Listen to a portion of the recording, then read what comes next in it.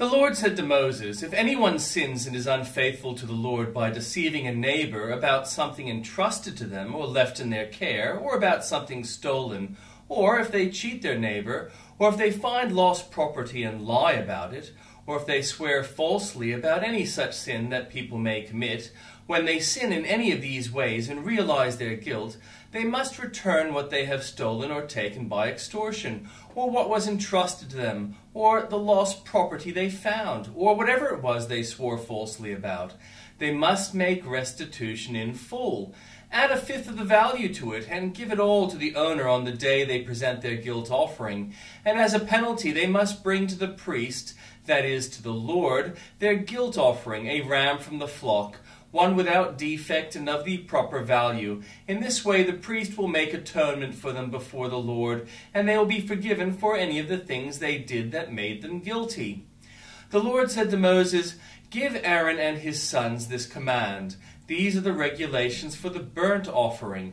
The burnt offering is to remain on the altar hearth throughout the night till morning, and the fire must be kept burning on the altar. The priest shall then put on his linen clothes with linen undergarments next to his body, and to remove the ashes of the burnt offering that the fire has consumed on the altar, and place them beside the altar. Then he is to take off these clothes and put on others, and carry the ashes outside the camp to a place that is ceremonially clean. The fire on the altar must be kept burning, it must not go out. Every morning the priest is to add firewood and arrange the burnt offering on the fire, and burn the fat of the fellowship offerings on it. The fire must be kept burning on the altar continuously, it must not go out." These are the regulations for the grain offering. Aaron's sons are to bring it before the Lord in front of the altar. The priest is to take a handful of the finest flour and some olive oil, together with all the incense on grain offering, and burn the memorial portion on the altar as an aroma pleasing to the Lord. Aaron and his sons shall eat the rest of it, but it is to be eaten without yeast in the sanctuary area. They are to eat in the courtyard of the tent of the meeting. It must be baked with yeast. I have given it as their share of the food offerings presented to me. Like the sin offering and the guilt offering, it is most holy. Any male descendant of Aaron may eat it. For all generations to come, it is his perpetual share of the food offerings presented to the Lord. Whatever touches them will become holy. The Lord also said to Moses, "This is the offering Aaron and his sons are to bring to the Lord on the day he is anointed. A tenth of an ephah of the finest flour as a regular grain offering, half of it in the morning and half in the evening. It must be prepared with oil on a griddle. Bring it well mixed, and present the grain offering broken in pieces as an aroma pleasing to the Lord. The son who is to succeed him as an anointed priest shall prepare it. It is the Lord's perpetual share, and is to be burned completely. Every grain offering of a priest shall be burned completely. It must not be eaten." The Lord said to Moses, "Say to Aaron and his sons, these are the regulations for the sin offering. The sin offering is to be slaughtered before the Lord in place the burnt offering is slaughtered. It is most holy. The priest who offers it shall eat it. It is to be eaten in the sanctuary area, in the courtyard of the tent meeting. Whatever touches any of the flesh will become holy, and if any of the blood is spattered on a garment, you must wash it in the sanctuary area. The clay pot the meat is cooked in must be broken, but if it is cooked in a bronze pot, the pot is to be scoured and rinsed with water. Any male in a priest's family may eat it. It is most holy. But any sin offering whose blood is brought into the tent of meeting to make atonement in the holy place must not be eaten. It must be burned up." These are the regulations for the guilt offering, which is most holy. The guilt offering is to be slaughtered in the place where the burnt offering is slaughtered, and its blood is to be splashed against the sides of the altar. All its fat shall be offered, the fat tail and the fat that covers the internal organs, both kidneys with the fat on them near the loins, and the long lobe of the liver, which is to be removed with the kidneys.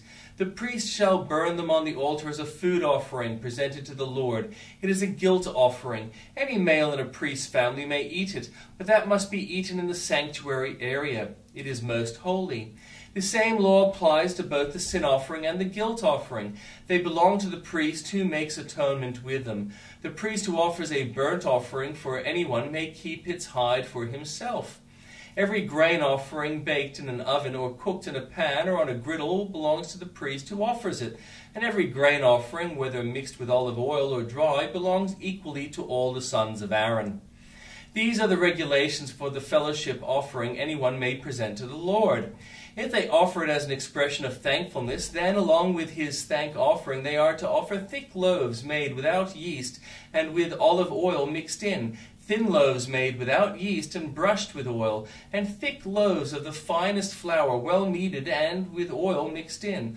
Along with their fellowship offering of thanksgiving, they are to present an offering with thick loaves of bread made with yeast. They are to bring one of each kind as an offering, a contribution to the Lord. It belongs to the priest who splashes the blood of the fellowship offering against the altar. The meat of their fellowship offering of thanksgiving must be eaten on the day it is offered. They must leave none of it till morning.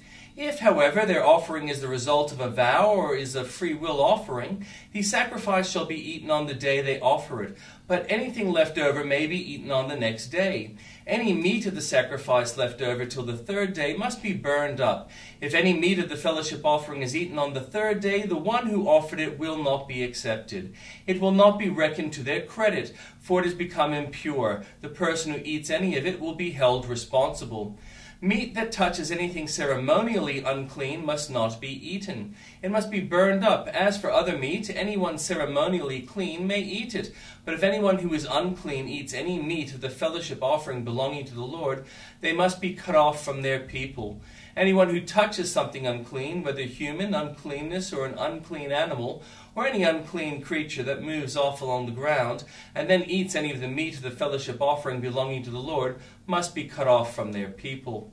The Lord said to Moses, "Say to the Israelites, do not eat any of the fat of cattle, sheep, or goats. The fat of an animal found dead or torn by wild animals may be used for any other purpose, but you must not eat it. Anyone who eats the fat of an animal from which a food offering may be presented to the Lord must be cut off from their people. And wherever you live, you must not eat the blood of any bird or animal. Anyone who eats blood must be cut off from their people." The Lord said to Moses, "Say to the Israelites, anyone who brings a fellowship offering to the Lord is to bring a part of it as their sacrifice to the Lord.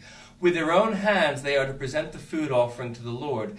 They are to bring the fat together with the breast and wave the breast before the Lord as a wave offering. The priest shall burn the fat on the altar, but the breast belongs to Aaron and his sons. You are to give the right thigh to your fellowship offerings and to the priest as a contribution. The son of Aaron who offers the blood and fat of the fellowship offering shall have the right thigh as his share.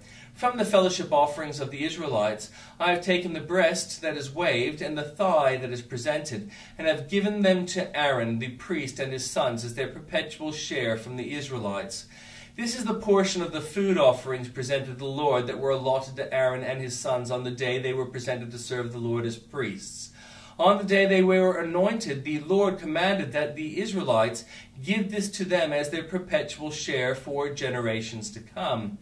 These then are the regulations for the burnt offerings, the grain offerings, the sin offering, the guilt offering, the ordination offering, and the fellowship offering, which the Lord gave Moses at Mount Sinai in the desert of Sinai on the day he commanded the Israelites to bring their offerings to the Lord.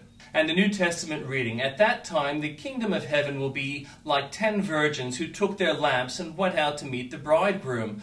5 of them were foolish and 5 were wise. The foolish ones took their lamps, but did not take any oil with them. The wise ones, however, took oil in jars along with their lamps. The bridegroom was a long time in coming, and they all became drowsy and fell asleep.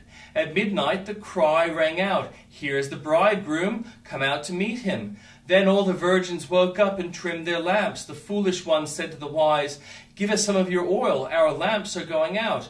'No,' they replied, 'there may not be enough for both us and you. Instead, go to those who sell oil and buy some for yourselves.' But while they were on their way to buy the oil, the bridegroom arrived. The virgins who were ready went in with him to the wedding banquet, and the door was shut. Later the others also came. 'Lord, Lord,' they said, 'open the door for us.' But he replied, "Truly I tell you, I don't know you. Therefore keep watch, because you do not know the day or the hour."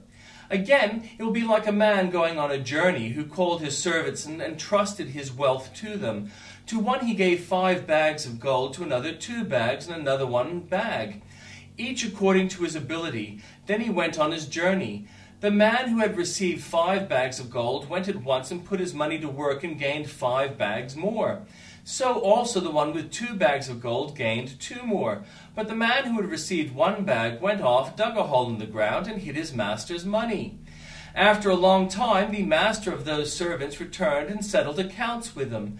The man who had received 5 bags of gold brought the other 5. "Master," he said, "you entrusted me with 5 bags of gold. I see I have gained 5 more." His master replied, "Well done, good and faithful servant. You have been faithful with a few things, and I will put you in charge of many things. Come and share your master's happiness." The man with 2 bags of gold also came. "Master," he said, "you entrusted me with 2 bags of gold. See, I have gained 2 more." His master replied, "Well done, good and faithful servant. You have been faithful with a few things. I will put you in charge of many things. Come and share your master's happiness."